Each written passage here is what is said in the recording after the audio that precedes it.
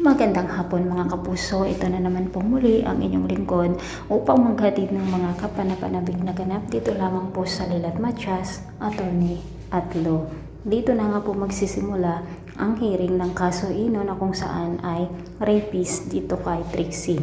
Sinabi nga ni Attorney Patrick sa pamilya Inano na kailangan kuha sila ng isang magaling na abogado para sa ganun nga ay tuluyang maipanalo nila ang kaso at makulong si Ino.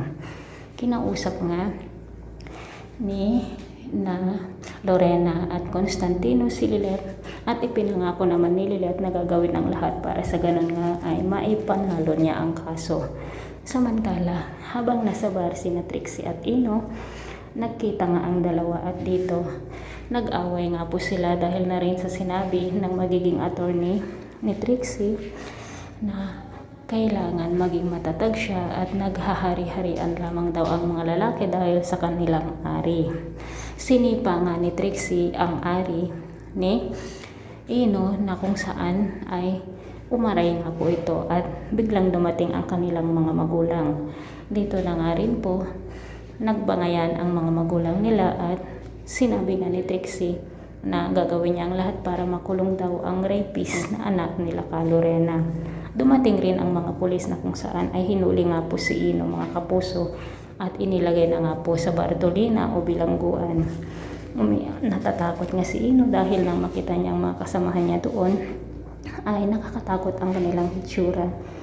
Ipinangako naman ng kanyang mga magulang na gagawin nila ang lahat para sa ganun ay mailabas nila ito.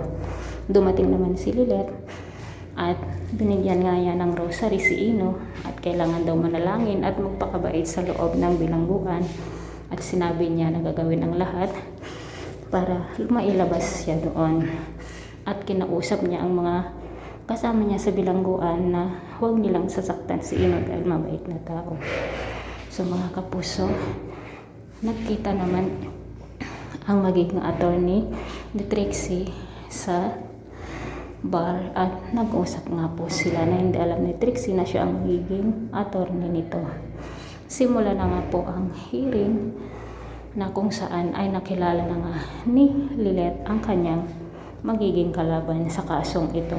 Samantala, habang nag-uusap naman, habang nasa sasakyan, sina Bonnie at Ira, napanood nga nila ang mga video tungkol dito kay Lilet at nagbagayan nga po sila. Muntik na naman nakasagasa si Ira kung kaya takot na takot ito dahil nga naalala niya ang nasagasahan niyang matanda noon na todo deny niya at dito nga napansin ni Bonnie na mayroon ngang itinatago ang kanyang girlfriend.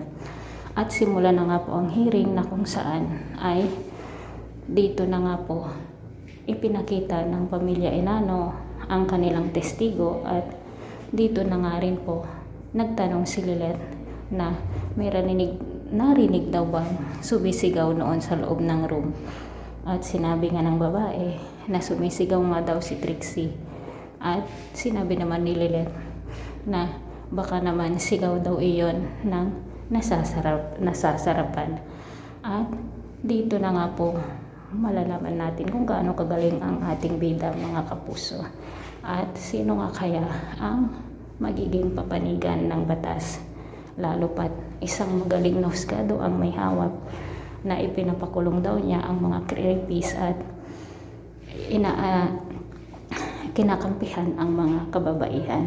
So abangan po natin bukas ang mga susunod na ganap dito lamang po sa Lilat Matias, Attorney at Law. Maraming salamat po sa panonood. Bye bye.